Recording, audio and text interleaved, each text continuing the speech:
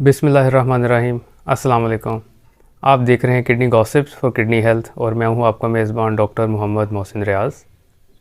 उम्मीद है कि आप सब खैरियत से होंगे।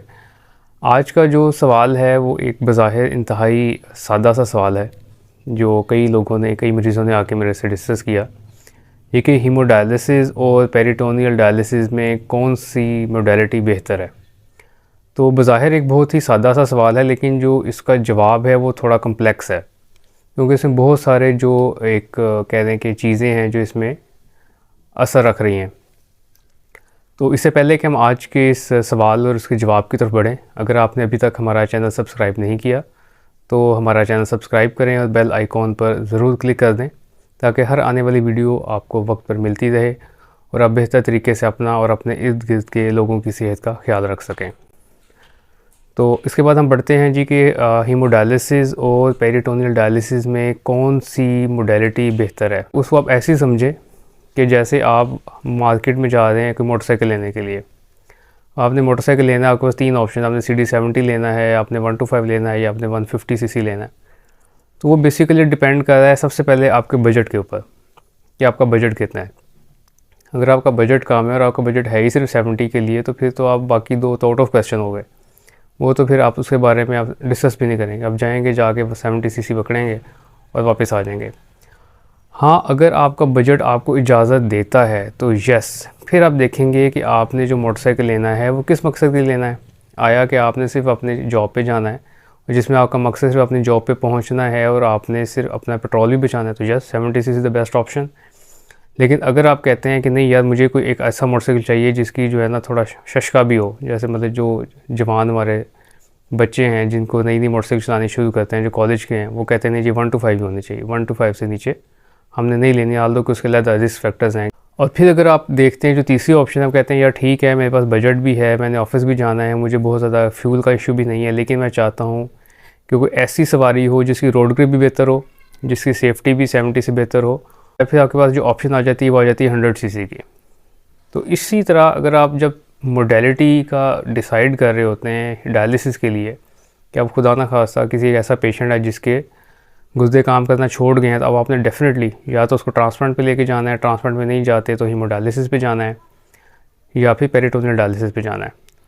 तो उसके अंदर भी ये सारे मुहर्रकात आते हैं कि आप मल्टीपल फैक्टर्स हैं कि आपका बेसिकली प्राइमरी गोल है क्या आप सिर्फ यूरिया क्रिएटिनिन को कम करना चाहते हैं पेशेंट की, या फिर आप चाहते हैं कि जो मरीज़ है वो एक बेहतर और एक्टिव लाइफ गुजारे और माशरे का एक फ़ाल शहरी रहे।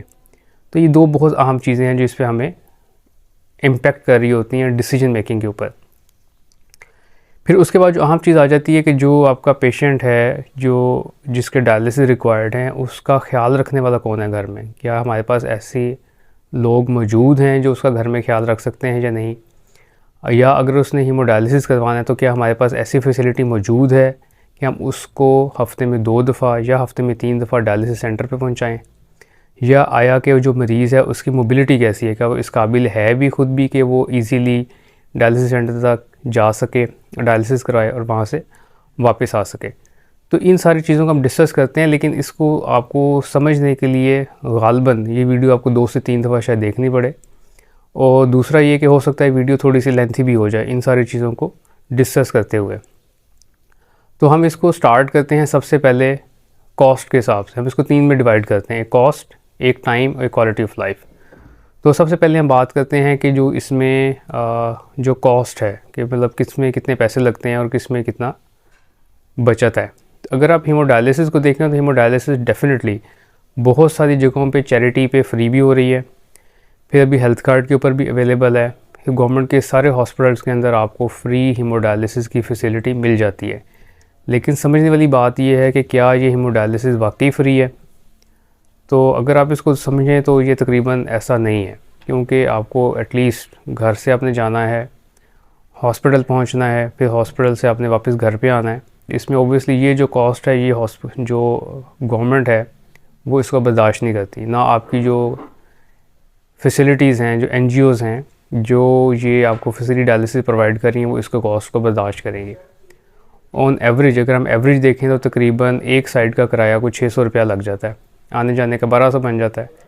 फिर आप इसके अंदर कुछ खाने पीने का भी सिलसिला डाल लें कि आपने कुछ खाना पीना है तो 1000 रुपये आप उस पर डाल लें, तो तकरीबन कुल मिला के तकरीबन ये बात चली जाती है कि 2500 के ऊपर। तो 2500 को अगर आप महीने में 10 डायलिसिस हो रहे हैं तो ये तकरीबन सीधा आपका 25,000 रुपया तो आपका आने जाने के ऊपर और आपका जो है वहाँ पे जो आपने कुछ खाना पीना है उसके ऊपर लग जाता है। लेकिन आप इस 25,000 ही है, लेकिन ये 25,000 नहीं है, इसमें वो बंदा भी शामिल है जिसने अपना एक दिन की छुट्टी ली है या अपना एक दिन का उसने काम छोड़ा है, अपनी दिहाड़ी छोड़ी है, वो साथ गया है, यानी कि 2 दिन आप उसके भी डाल लें, लेकिन मैं इसमें कैलकुलेशन में काउंट नहीं कर रहा। यानी कि 25,000 आपका सीधा ये चला गया। बाकी अब तकरीबन कोई एक जो कॉस्ट है दवाइयों की पर मंथ किसी भी डायलिसिस के पेशेंट की अप्रॉक्सीमेटली 20,000 के करीब चली जाती है। तो ये तकरीबन आपका 45,000 रुपया वो लग गया जो आपका ने डायलिसिस के अलावा आपने हीमोडायलिसिस के पेशेंट के ऊपर खर्च किया है। अब दूसरी साइड पे आ जाए, जो पेरिटोनियल डायलिसिस है उसका जो स्ट्रेट अवे कॉस्ट है तकरीबन इस टाइम पे 62,000 रुपया महीना है, लेकिन उसमें जो आपकी बचत है वो सारी ट्रैवल की कॉस्ट की बचत है, जो हमने जो 25,000 पहले कैलकुलेट किया नहीं वो इसमें शामिल नहीं है, वो आपका स्ट्रेट अवे बच जाता है। फिर जो आपकी मेडिसिन है वो तकरीबन कम होकर 10,000 रुपये आ जाती है। 50% जो मेडिसिन की कॉस्ट है वो कम हो जाती है एज़ कम्पेयर टू हीमोडायलिसिस।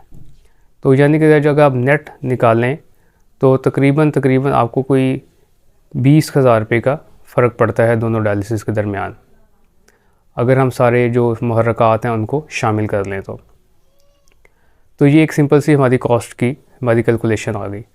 उसके बाद आ जाता है टाइम के ऊपर। अब जो सेकंड जो सबसे बड़ा एक क्वेश्चन आता है वो टाइम पे है, क्योंकि जो पेरिटोनियल डायलिसिस है वो डेली होना है और दिन में 3 दफ़ा उसके बैग एक्सचेंज करने हैं, जबकि हीमोडायलिसिस लोगों को लगता है कि जी कि ये सिर्फ जो है हफ्ते में 2 दफ़ा हो रहा है या हफ्ते में 3 दफ़ा हो रहा है।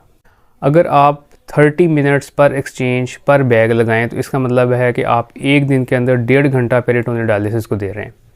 अगर आप ये कैलकुलेट करें 7 दिन के ऊपर तो ये तकरीबन 10.5 घंटे बनते हैं, यानी कि आप एक हफ़्ते के अंदर 10.5 घंटे पेरिटोनियल डायलिसिस को दे रहे हैं एक्टिवली। आप दूसरी साइड पर अगर आप पेरिटोनियल उसके ऊपर आ जाएं हीमोडायलिसिस के ऊपर, तो हीमोडायलिसिस में आपके अगर 2 डायलिसिस पर वीक हो रहे हैं तो 8 घंटे तो स्ट्रेट अवे आपके चले गए ना, कि 4 घंटे तो आप मशीन पर लगे हुए हैं। आप उसके अलावा 2 घंटे जाने के 2 घंटे आने के, यानी कि एक सेशन में आप तकरीबन 8 घंटे, एक दिन में फिर दूसरे दिन में भी 8 घंटे, तो इससे आपके एक हफ़्ते के अंदर 16 घंटे उस पर लग रहे हैं। तो इस तरह अगर आप देखें तो पेरिटोनियल डायलिसिस के अंदर जो आप टाइम स्पेंड कर रहे हैं पेशेंट के लिए एक्टिव वो 10.5 घंटे एक हफ़्ते के अंदर, और जो हीमोडायलिसिस है वो तकरीबन 16 घंटे पे चला जाता है। तो यहाँ पे भी पेरिटोनियल डायलिसिस बेहतर रह जाता है हीमोडायलिसिस से। अच्छा, अब इसके बाद आ जाता है हमारे पास जो इसकी स्टार्टिंग कॉस्ट है कि हमने पेरिटोनियल डायलिसिस स्टार्ट करना है या हमने हीमोडायलिसिस स्टार्ट करना है, तो उसके ऊपर कितनी कॉस्ट आएगी। अब यूजुअली लोगों को महसूस ये होता है कि हमने हीमोडायलिसिस स्टार्ट करना है तो हमने उसमें कैथेटर डालना है, और कैथेटर डाल के तो हमने जो है वो डायलिसिस स्टार्ट कर देना है, या फिर हमने उसके अंदर सिंपल एक फिस्टुला बनवाना है, फिस्टुला बनवा के हमने डायलिसिस स्टार्ट कर देना है। अब क्या ये वाकई ऐसा है? अच्छा, दूसरी दफ़ा अगर हम पेरिटोनियल डायलिसिस को देखें तो पेरिटोनियल डायलिसिस के अंदर बेसिकली हमने पेरिटोनियल डायलिसिस का कैथेटर पेट में लगाना होता है। वो कैसे लगता है उसको इंशाल्लाह किसी और वीडियो में डिस्कस करेंगे। तो वो लगा के हमने पेरिटोनियल डायलिसिस स्टार्ट कर देना है। अब जो स्टार्टिंग कॉस्ट है इस टाइम पे पेरिटोनियल डायलिसिस के सामान की वो तकरीबन 1 लाख के करीब चली जाती है। अगर आप ऑन एवरेज देखें, जो अगर हमने एक हीमोडायलिसिस कैथेटर किसी पेशेंट को डालना है तो उसको जो अगर टेम्परेरी कैथेटर डालते हैं वो तकरीबन 10 से 15 हज़ार उसके ऊपर लगते हैं। फिस्टुला जो है वो तकरीबन 20 से 25 हज़ार रुपये इस टाइम पे लग रहा है। तो तकरीबन ये चला जाता है कोई रफली को 35 से 40 हज़ार रुपया स्टार्टिंग कॉस्ट आ जाती है हीमोडायलिसिस के ऊपर, जो लोगों को यूजुअली काउंट नहीं कर पाते, उनके लग जाते हैं पैसे ये। अब इसमें अब सक्सेस रेट आपने देखना है कि अब इसका जो सक्सेस रेट है वो क्या है। अगर आप पेरिटोनियल डायलिसिस कैथेटर का सक्सेस रेट देखें, यानी कि सक्सेस रेट का क्या मतलब है कि आपने कैथेटर डाला और कैथेटर डालने के बाद वो कैथेटर जो आपने पहली दफ़ा डाला था वही फंक्शन करना शुरू कर गया, तो इसका जो सक्सेस रेट है 90% है। यानी कि सिर्फ 10% ऐसे चांसेस हैं कि जो कैथेटर डाला है वो काम ना करे। आप दूसरी तरफ अगर आप हीमोडायलिसिस को देखें तो उसमें जो प्राइमरी फिस्टुला फेलियर, यानी कि आप फिस्टुला आपने बनाया और वो फिस्टुला काम नहीं किया, तो वो तकरीबन 20 से 60% केसेस ऐसे हैं जिसके अंदर फिस्टुला बनने के बाद पहला फिस्टुला काम नहीं करता और फिस्टुला को दोबारा बनाना पड़ता है। आप फिस्टुला दोबारा बनाने का मतलब ये है कि एक तो आपके पैसे भी एक्स्ट्रा लगे, प्लस उसमें जो आपने फिस्टुला जिस जगह पहले बनाया था वो जगह भी ज़ाया हो गई। अब बाज़ू का पूरा एक बाजू आपका ज़ाया हो जाता है, फिर आप दूसरे बाजू पे जाके फिस्टुला बनाते हैं। तो इस तरह बाज़ू का 2 या 3 दफ़ा फिस्टुला बनाना पड़ जाता है। फिर आप आ जाते हैं जो हमारे नाली डलती है। अगर हम जो हीमोडायलिसिस में नाली डालते हैं, टेम्परेरी कैथेटर या परमानेंट कैथेटर, अब उसके अंदर इन्फेक्शन का रिस्क होता है। अब वो जो इन्फेक्शन का रिस्क है वो अगर 3 महीने में देखें तो 35% के करीब है। अगर हम उसको 5 महीने पे कैलकुलेट या 6 महीने पे कैलकुलेट करें तो तकरीबन 50 से 54% के करीब चला जाता है। अब दूसरी तरफ अगर हम पेरिटोनियल डायलिसिस में देखें कि इसमें जो इन्फेक्शन का रेट है, जो सबसे ज़्यादा एक रिस्क समझा जाता है, वो 1% से भी कम है। तो इस हिसाब से भी अगर हम इसको कंपेयर करें तो पेरिटोनियल डायलिसिस जो है हीमोडायलिसिस से हमें बेहतर मालूम होता है।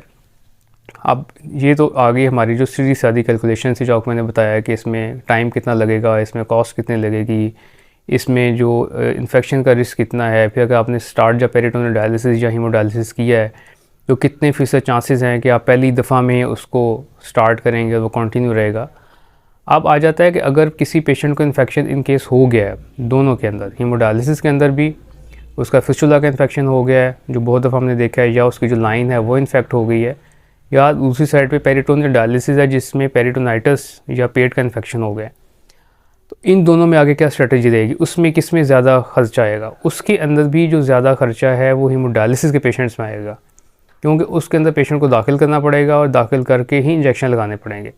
जबकि जो पेट वाला डायलिसिस है उसके अंदर सिंपल उसने आपको एंटीबायोटिक लिख के दे देते हैं और पेशेंट घर में अपने बैग में एंटीबायोटिक डालता है और उस एंटीबायोटिक से ही वो जो है वो ट्रीट हो जाता है, वो पेशेंट ठीक हो जाता है। तो इस तरह देखें तो जो एक हॉस्पिटलाइजेशन की कॉस्ट है, जिसको हम कहते हैं कि हॉस्पिटल में जो पेशेंट रहा है, जो हॉस्पिटलाइजेशन कॉस्ट है वो हीमोडायलिसिस के अंदर कहीं ज़्यादा है as compare to peritoneal dialysis. तो ये सारी जो बातें हैं जो स्टैटिस्टिकली प्रूवन है, मतलब ये अपने पास से आपको नहीं बता रहे, जो बेतहाशा स्टडीज़ हुई हैं, स्टडीज़ में ये सारी बातें प्रूवन हैं, ये सारी जो कॉस्ट है ये सब हीमोडायलिसिस के अंदर ज़्यादा है। तो एक्चुअली प्रॉब्लम ये आता है कि हमारे जो जहन है उसको ये समझना थोड़ा सा मुश्किल होता है। फिर इसी तरह का पेशेंट आपका हॉस्पिटलाइज हो गया तो उसने खाली मरीज़ ने तो हॉस्पिटल में नहीं जाना, उसके साथ 2 या 3 लोग उसके साथ इन्वॉल्व होते हैं जिन्होंने उसका एक बंदे वहाँ मौजूद रहना है, उसका ख्याल रखना है, फिर दूसरे ने उसका आगे खाना पीना सो आना जाना करना है। तो इस तरह 2 से 3 बंदे मज़ीद आपके उसमें इन्वॉल्व होते हैं जब एक पेशेंट आपका हॉस्पिटलाइज हो जाता है। तो लिहाजा जब भी आपने डिसाइड करना है कि आपने हीमोडायलिसिस की मोडेलिटी कौन सी यूज़ करनी है, तो आपने इन सारे मुहर्रकात को जहन में रखना है कि ये सारी चीज़ें हैं जिनको देखते हुए आपने डिसाइड करना है कि आया मैंने अपने मरीज़ को हीमोडायलिसिस पे लेके जाना है या फिर पेरिटोनियल डायलिसिस के ऊपर लेके जाना है। अच्छा, अब यहाँ पे मैं एक चीज़ आपको और क्लियर कर दूँ कि ये जो मैंने आपको सारा डाटा दिया है इसमें मैं बिल्कुल भी बायस्ड नहीं हूँ। ये मैंने बिल्कुल एक आपको एग्जैक्ट वो फिगर्स आपके सामने रखी हैं ताकि आप खुद डिसाइड करें कि आपके पेशेंट के लिए या आपकी फ़ैमिली के लिए कौन सा डायलिसिस बेहतर है, और उसको देखते हुए आपने फिर फ़ैसला करना है कि आपने अपने पेशेंट को किस साइड पे लेके जाना है। तो उम्मीद है कि आपको आज की वीडियो के अंदर ये बात काफ़ी हद तक समझ आ गई होगी कि कौन सा डायलिसिस बेहतर है और आपने ये कैसे डिसाइड करना है कि आप अपने मरीज़ को किस डायलिसिस के ऊपर लेके जाएं। फिर भी अगर आपके जहन में कोई सवाल हो, आप कुछ पूछना चाहें, तो कमेंट सेक्शन में अपनी राय का इज़हार ज़रूर करें और अपने क्वेश्चन भी बताएं। इंशाल्लाह हम आपके सारे सवालों का जवाब ज़रूर देंगे। गुर्दे के अमराज की आगाही के लिए और लोगों की रहनुमाई के लिए इस वीडियो को ज़्यादा से ज़्यादा शेयर करें ताकि लोग बेहतर तरीके से इन मसलों को समझ सकें और ज़्यादा बेहतर तरीके से अपना और अपने इर्द गिर्द के लोगों की सेहत का ख्याल रख सकें। इस मुश्किल दौर में लोगों के लिए आसानियों का सबब बने।